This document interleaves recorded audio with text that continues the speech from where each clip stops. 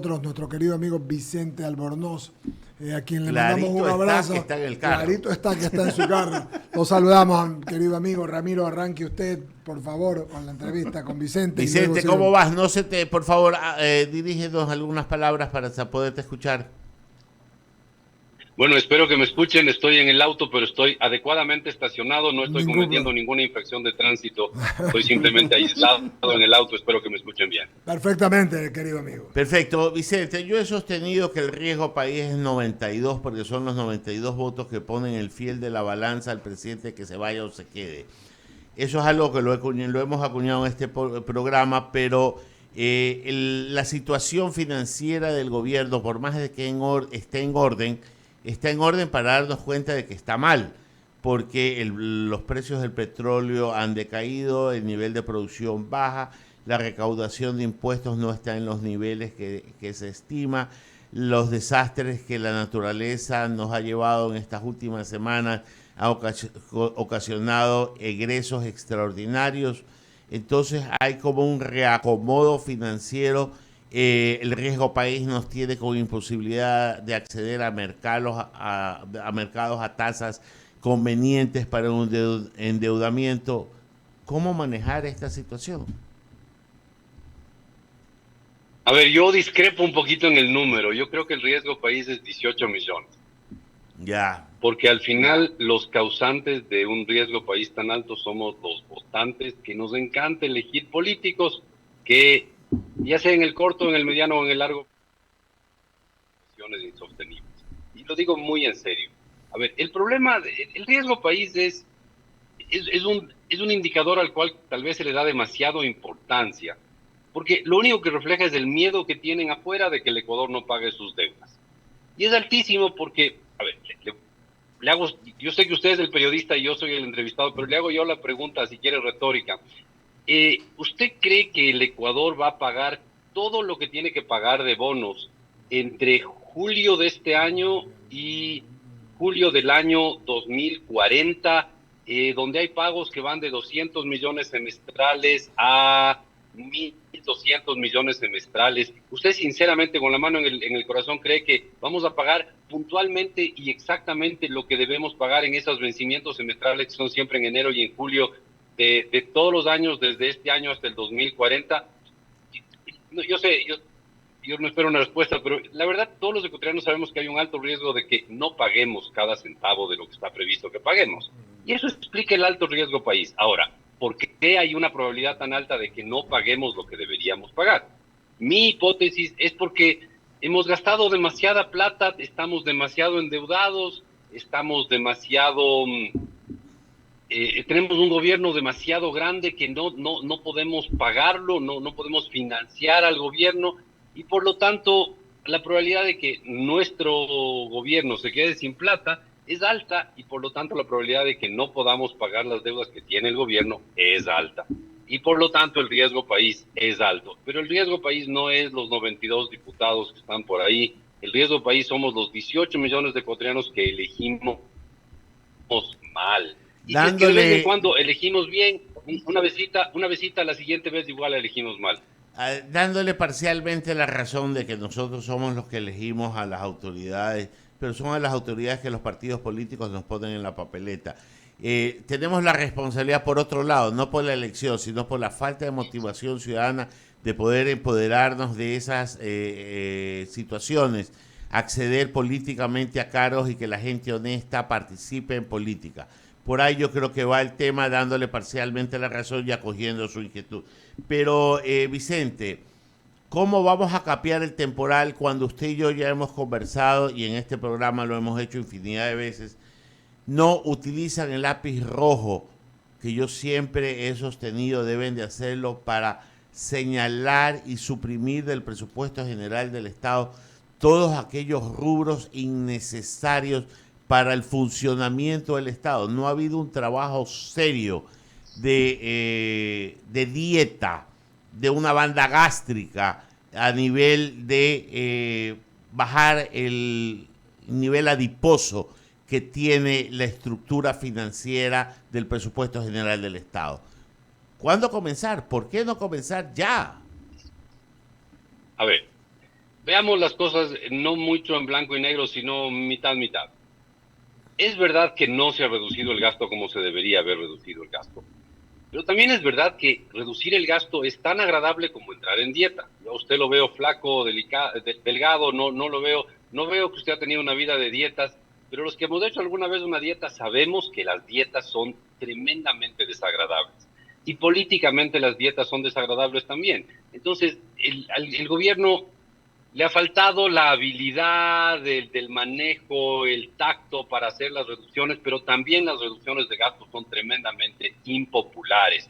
Tenemos un gobierno de gente que vivía cantando alabanzas a la reducción del gasto público. Acuérdese, toda la gente esta de la Fundación Ecuador Libre, lo único que decían es que el gasto público es malo, malo y dañino y que hay que reducirlo, sea como sea, venga como venga, hay que reducir el gasto público. Ahí están sentados en el gobierno y no logran reducir el gasto público. Tenemos un ministro de Finanzas que es una persona que siempre ha expresado una visión muy anti-gobierno, muy anti-gasto público, y no puede reducir el gasto público porque políticamente es complicado y porque la parte operativa de reducirlo es complicada, es bien complicada la parte operativa. No es imposible, pero es complicada. Es decir, yo no he visto quizás desde el gobierno de Sixto Durán Ballén, un gobierno que pueda hacer una reducción del gasto público bien hecha. Y eso es bastante tiempo. Durán Ballén fue presidente en 94, 98, si no me equivoco.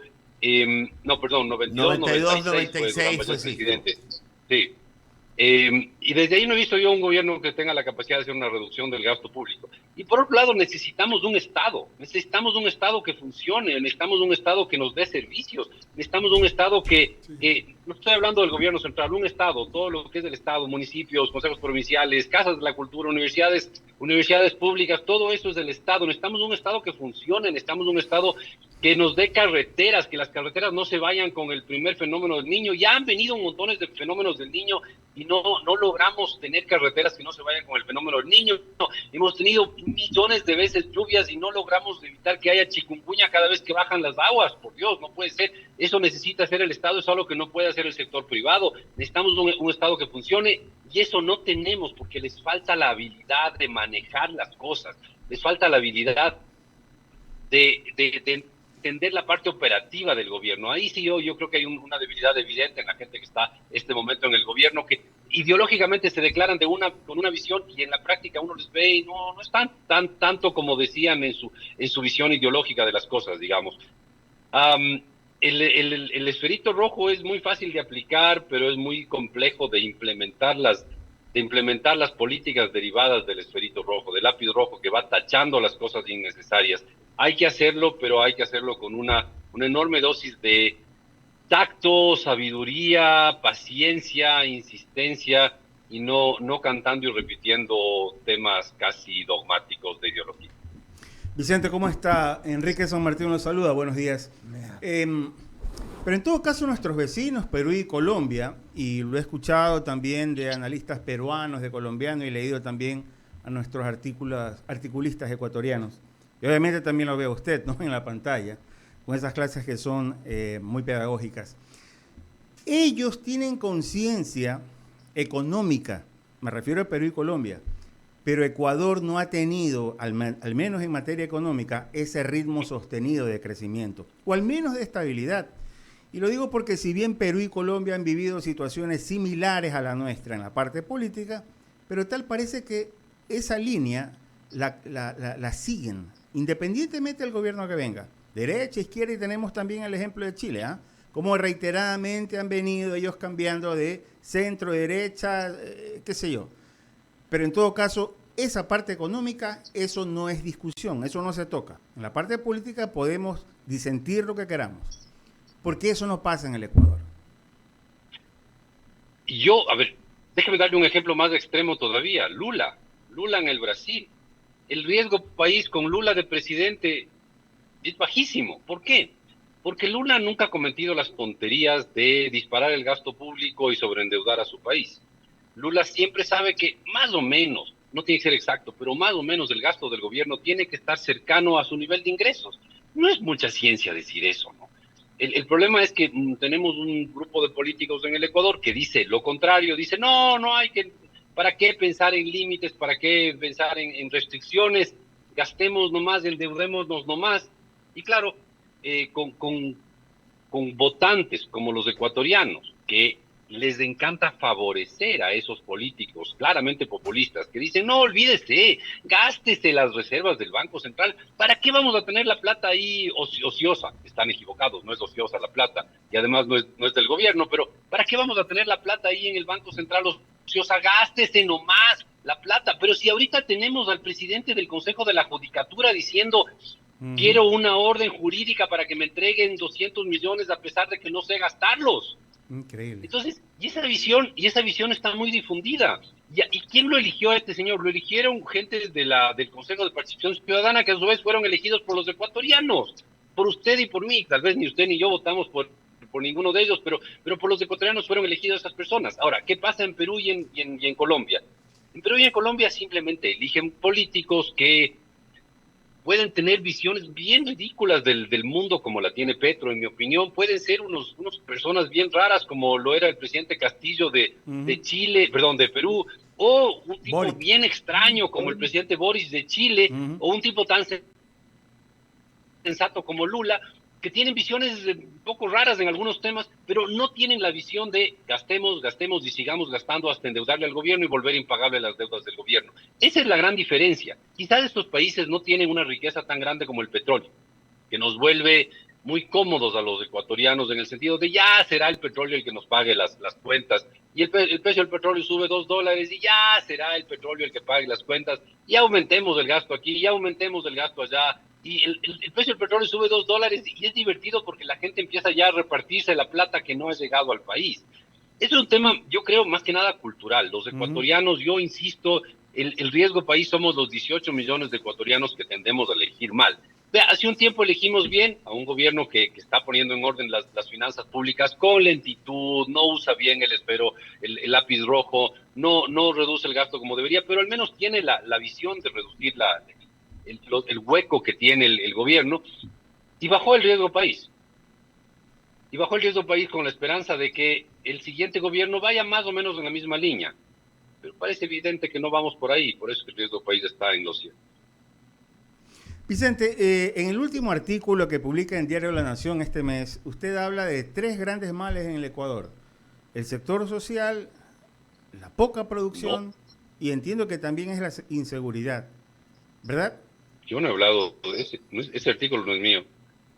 Bueno, en todo caso... Yo nunca he escrito en La Nación que yo me acuerde. No, lanación.com.es, no es de Argentina, es de aquí de Ecuador. No, pero yo nunca he escrito en que yo sepa, y no creo haber citado esos 3 males. Pero en todo caso, la brecha fiscal se ha venido repitiendo durante 13 años, ¿verdad? Y entonces... Es correcto. Sí. Entonces, ¿cómo en este 2023 podemos planificar? Si, como usted señaló hace un momento cuando inicia la entrevista a Ramiro, estamos hablando de que este es un país endeudado. Seguimos endeudándonos, seguimos haciendo préstamos. Ahora el Fondo Monetario hace poco solamente hizo un préstamo de 200 millones nada más. Pues tal parece que nos han cerrado la llave en ese sentido. A ver, el año pasado fue el primer año en 14 o 15 años, fue el primer año en 15 años que el sector público no tuvo déficit. ¿Y eso de qué sirve? Sirve un montón, porque los anteriores 13 o 14 años que tuvo déficit, ese déficit, ¿cómo se cubre? ¿De dónde sale la plata para cubrir los gastos cuando los gastos superan a los ingresos? Si yo tengo ingresos, que es vender petróleo, cobrar impuestos, básicamente esos son los ingresos del gobierno, y tengo gastos que son más grandes que mis ingresos. ¿Cómo cubro la diferencia?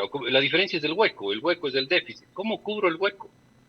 Bueno, básicamente endeudándose, no hay otra ciencia, ¿no? En el año 2009, justamente ahí es cuando empiezan los déficits, en el año 2009, la deuda pública del Ecuador, o sea, la deuda del gobierno eran 10.000 millones de dólares. El pago de intereses era una cosa diminuta, era un 0,0 algo del PIB, era nada el pago de intereses por nuestra deuda. Y ahorita la deuda pública es de 80.000 millones de dólares, se ha multiplicado por 8. ¿Se da cuenta la irresponsabilidad? Increíble. Y eso es lo que hace que el riesgo país sea alto. Endeudarse no es malo, a veces es necesario endeudarse. A mí me parece que en el año 2020 debimos habernos endeudado más para que no se contraiga tanto la economía. Desgraciadamente no había espacio para hacerlo. Pero si en el 2020 debíamos habernos endeudado más, en el 2014, con un precio del petróleo de $100, deberíamos haber tenido un superávit. Y la irresponsabilidad está en que nunca tuvimos el superávit en el 2014. Y en el 2014 nos gastamos hasta el último centavo de los impuestos, hasta el último centavo del petróleo, y encima nos endeudamos en 5.000 millones o alguna cantidad así demencial de dólares adicional. Ese es el problema. Entonces, el problema no es gastar cuando es necesario gastar, sino endeudarse cuando no es necesario endeudarse. Y al mismo tiempo necesitamos, como yo insisto, yo creo que el gasto es importante, el monto, pero también es la calidad del gasto, ¿no? Si es que todo lo que gasta el gobierno estuviera bien gastado y eficientemente gastado, yo pediría que suban el gasto público. El problema es que lo que gasta el gobierno se gasta mal, hay corrupción, hay ineficiencia, no se gasta en donde debería, y de golpe uno se encuentra con que las carreteras del país, como que la vía Riobamba-Guayaquil está impasable. ¿Cómo es posible la Quito Esmeraldas vía Calacalí? Se fue un puente y se fue el puente y se acabó. No, pues necesitamos un gobierno que solucione ese problema. Es un problema que hay que resolver y es un tema de calidad de gasto también. Vicente, finalmente. Podríamos hablar durante horas de ese tema. Vicente, finalmente, ¿cómo entender? Los organismos multilaterales y ahora están publicando crecimiento en Ecuador del 1.8, 2% más o menos, y va liderando con relación a otros países en Latinoamérica. ¿Cómo se explica esto? Si estamos hablando de convulsión social, convulsión económica, estamos hablando de que pues, falta producción. Entonces, ¿usted coincide con estas proyecciones, o mejor dicho, estos análisis de proyecciones? Sí, estoy de acuerdo. A ver, en principio sí, pero a ver, el que el Ecuador crezca en el 1.8 es una pésima noticia. El que el resto de países algunos países estén peor, es todavía peor noticia. No sé si me explico. Sí. Si es que estuviéramos creciendo al 5%, ok, ya es algo relevante, pero estamos creciendo un poquitito más que la población. Y estamos creciendo a eso porque, entre otras cosas, tenemos un buen precio del petróleo, las exportaciones están en buenos niveles, el mundo ha sido amable con nosotros, el banano está el camarón está muy bien, el banano está más o menos, no está especialmente bien, pero hay exportaciones importantes de banano, de flores, la minería está bien, es decir, estamos cosechando cosas que se han sembrado en los últimos 5 o 6 años y eso es positivo. Pero cuidado, no es que estamos bien, es que los otros están peor. Uh-huh. Crecer al 1.9 es una mala noticia para el Ecuador. Que los otros crezcan menos, pobres, ¿cómo estarán? Y también creo que ahí es importante no ser muy provincianos, ¿no? No ser muy provincianos en el sentido de decir, de creer que el Ecuador es el único país del planeta. O sea, el Ecuador sí es el país más lindo del mundo, en eso estamos todos de acuerdo, pero no somos el único país en el mundo, y hay un montón de otros países que están pasando por problemas serios. O sea, ¿de cuándo uno hubiera creído que en Chile iban a tener un problema por tráfico de drogas? Sí. ¿Cuándo uno hubiera creído que Perú iba a votar un presidente tras otro, ¿no? El mundo no está bien, el mundo está convulsionado, el mundo está complicado. Y lo nuestro es parte de un mundo convulsionado. No somos los únicos que estamos mal en el planeta, mal de muchos, consuelo de bobos, ¿no? Uh-huh. Pero bueno, uno hace lo que puede en esto de los bobos. Gracias, Vicente. Continúa, Vicente. Eduardo Mendoza. Gusto de saludarte, buenos días. Solo escuchándote como siempre. ¿Cómo estás? Gusto de verte. Oye, lo leía Pablo Lucio en El Universo el domingo, a Pablo Lucio Paredes, sábado, y decía algo que me parece interesante respecto al crecimiento. El presidente y sus ministros sobre todo Pablo Rosemena, viven diciendo que la economía ha mejorado, que la economía ha mejorado. Mucha gente dice que no, pero lo que decía, que es lo que estás tú también comentando, Pablo Lucio Paredes, es que para que pudiéramos ver realmente que la economía está mejorando, debería tenerse no 1.8 ni 2, sino debería ser de 4.5 para arriba. ¿Distamos muchos de llegar a esa cifra, mi querido Vicente Albornoz? A ver, aquí tenemos una mezcla de dos cosas. ¿La economía está creciendo? Sí. ¿Está creciendo poco? Sí. Si estuviera creciendo al 4, ¿sentiríamos otra historia? Claro, totalmente indiscutible, deberíamos sentir otro mundo. Pero también tenemos una mala suerte. Y es que los sectores que han crecido no son sectores que crean mucho trabajo. Eso es una pena. Vale. Sí, no crean empleo. Por ejemplo, el sector de la construcción. El sector de la construcción es una maravilla en el sentido de creación de empleo, porque además crea empleo para personas de bajo nivel educativo, que típicamente salen de la pobreza gracias a conseguir empleo en la construcción. Y la construcción está débil. La agricultura también está débil. ¿Cuáles sectores están creciendo? Están creciendo ciertos sectores de exportación, ciertos sectores como los servicios, que si bien pueden, en el caso de la exportación no crea tanto empleo y en los servicios crea empleo, pero no necesariamente de buena calidad. Entonces, no solo que estamos creciendo poco, sino que estamos creciendo sin empleo. Es poca la creación de empleo. Entonces, no sentimos, porque todos sabemos, todos tenemos pues un amigo, un pariente, un primo desempleado que no consigue empleo desde hace un buen tiempo. ¿Ya? Y eso es porque la economía crece poco y encima crecen los sectores que no crean mucho empleo. Ahora, ¿por qué crecen los sectores que no crean mucho empleo? Yo creo que eso es un tema profundo, estructural de la legislación laboral. Eso es un tema que podríamos dedicarle programas, pero tenemos una legislación laboral que no incentiva la creación de empleo. Yo creo que eso es un serio problema en este país. Querido Vicente, mandarte un abrazo. Gracias por concurrir, como siempre, a tu radio I99. Te mandamos un abrazo y nos topamos al día. Nos vemos mañana. Sí, señor. Nos vemos mañana a 10:30 en Clarito está. Sí, señor. Cariños. Vicente Albornoz. Chao. Desde Quito. Chao. Abrimos espacio de las menciones publicitarias. Solo usted, productor.